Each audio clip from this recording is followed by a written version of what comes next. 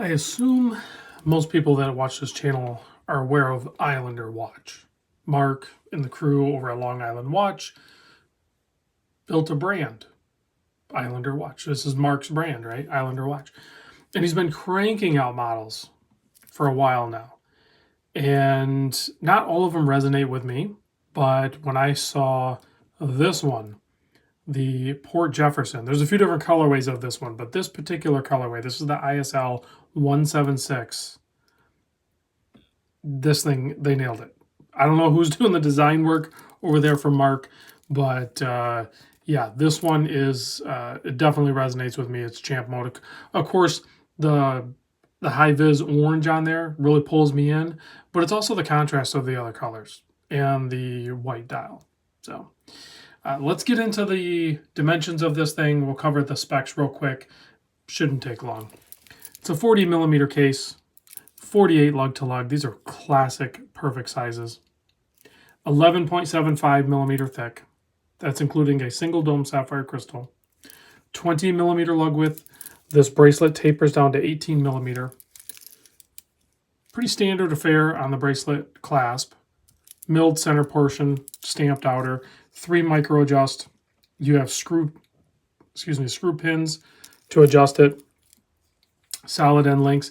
Love the case back that Islander Watch uses. Very smooth and very cool looking.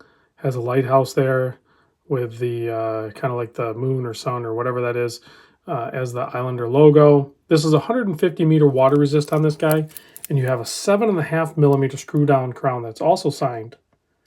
So this is considered a skin diver because it's 150 meter water depth rating. Plenty of water resistance, like I said, screw down crown as well.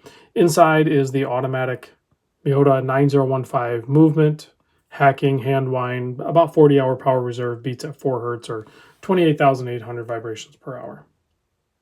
120 click bezel, ceramic bezel insert. Pretty stiff action, nice snappy feel to it, and not really any play, but you definitely have a, like, where you have to settle it back in position. Not a big deal though. Now, as we zoom in, we're going to take a closer look at what I really love about this watch, and that's just the use of colors, the contrast used here. Also, subtle, but I've learned over the years of playing with watches that I'm a huge fan of this metal polished ring going around, separating the bezel and the crystal on dive watches. I don't know why, I'm just a sucker for that. And it disappears in some light. It just looks like it's the bezel. But if you catch the light like that, you see it. And I like it. I dig it. But I really like that splash of orange on there. The dark coated framed hands contrasting against that white dial. And then even the color of the lume. So they used like blue for the indexes. And then they used like a yellowish tinged lume filled handset, and then they still have that orange stripe going down the rest of the hand. It's just everywhere you look on some of these Islander watches that catch my eye, there's subtle details like everywhere you look. The other one that I own is the same way. The indexes are like framed in red instead of just being black. It just sets them apart, I think, design wise, from a lot of other micro brands out there. Price point on this, these are only $415.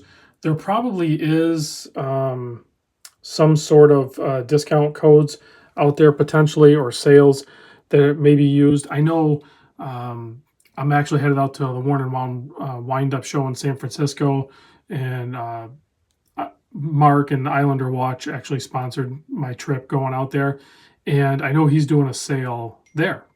So when you go to these shows, maybe a good opportunity to go to the shows and get the sale. So I'm pretty sure that Islander Watch is going to be at San Francisco Wind-Up, Chicago Wind-Up, and New York Wind-Up. So if you were anywhere near one of those locations, or if you can get a short flight or something like that, check out a bunch of brands, maybe get a deal or something like that. So let's pop this on my 7.25 inch wrist. I did not size the bracelet. I like the bracelet, but you know what? I put this on an orange FKM strap, and I absolutely love it. It looks amazing. So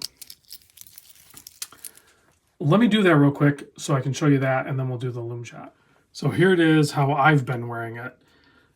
Really pulls in the orange. I think it looks amazing.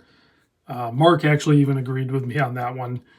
So, and he's typically more into the blue dialed watches, but I mean, good use of color, just works. So let me give it a quick blast with the UV light. Let's kill the studio lights and check out how good the loom is on this guy as well. Oh yeah, loomed out bezel. Oh, check. Okay, so they loomed around the indexes, and the Islander logo and wording is also loomed. So yeah, pretty loom-tastic.